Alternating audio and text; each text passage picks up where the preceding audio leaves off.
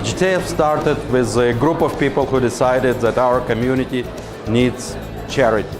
And something that was very new to our community, not well known in former Soviet Union, but now we live this life, we live in this community, and charity is a part of life that we cannot avoid. And our community needed something that could bring everybody together and start charity.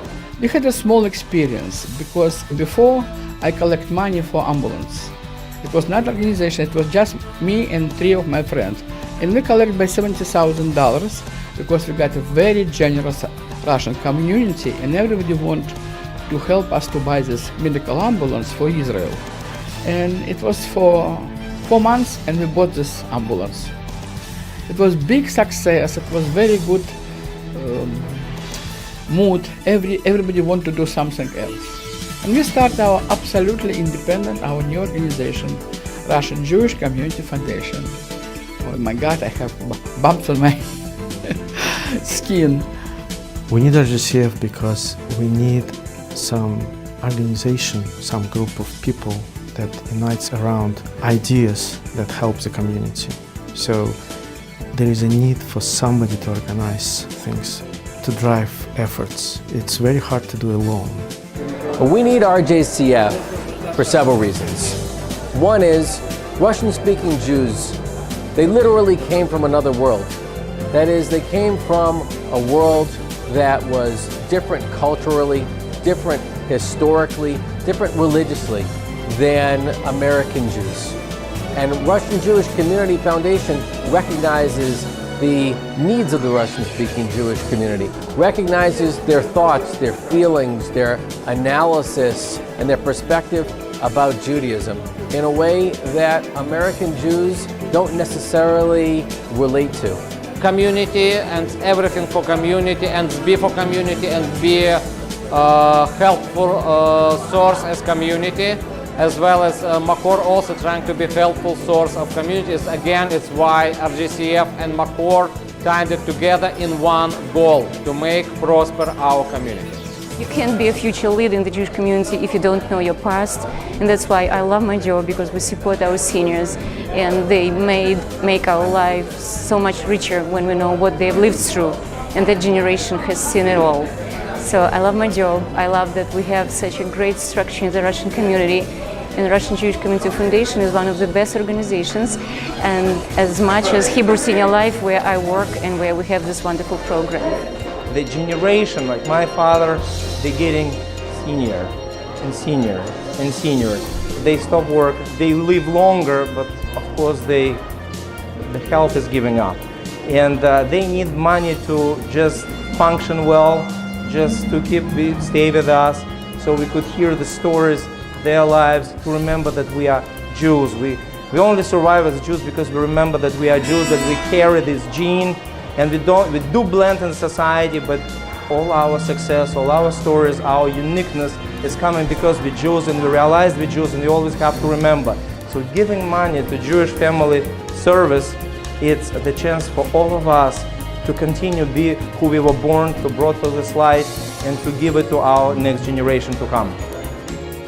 We really would like to help Israel, and we find a school in the Tzerot. Actually, Masha Rifkin one who finds the school, and he sent her mom and me a letter at how bad in Tzerot and all these rackets. And what we did, I called all my friends, and during very short time, we get a lot of money to help these kids to bring them to America. It was our first camp in Boston and New Hampshire.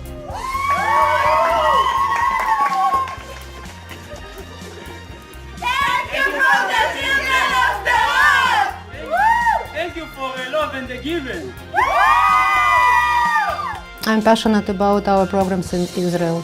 This is very important to me, and I actively participate in fundraising for projects in Israel, including for our summer camp in Sderot and for helping our councils to go and help the children in Sderot.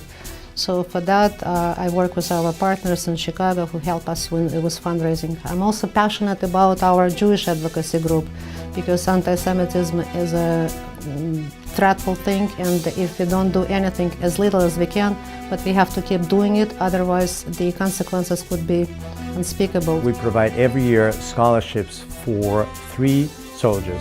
The way we choose soldiers, they have to be from combat, former combat soldiers. They have to have excellent academic standing, and it just happens to be that most of our recipients are from the Russian Jewish families in Israel. And what we provide is a 1-year tuition payment in an Israeli university. So basically in 4 years we pay for their education. Я бы очень сильно хотел поблагодарить организацию комьюнити русских евреев в Бостоне. Это они дали мне возможность действительно пойти и сделать тот шаг в сферу, которую я считаю, что в жизни это моя сфера, и в ней буду развиваться. Дало мне как-то ключ открыть дверь в эту возможность, поскольку я рос не в самой, как говорится, обеспеченной семье. И вот эта вот возможность действительно открыла мне очень много дверей. Я хочу поблагодарить всех за это. Конечно, хочу поблагодарить за вашу помощь, что я из-за вас смог платить учебу на эти 4 года.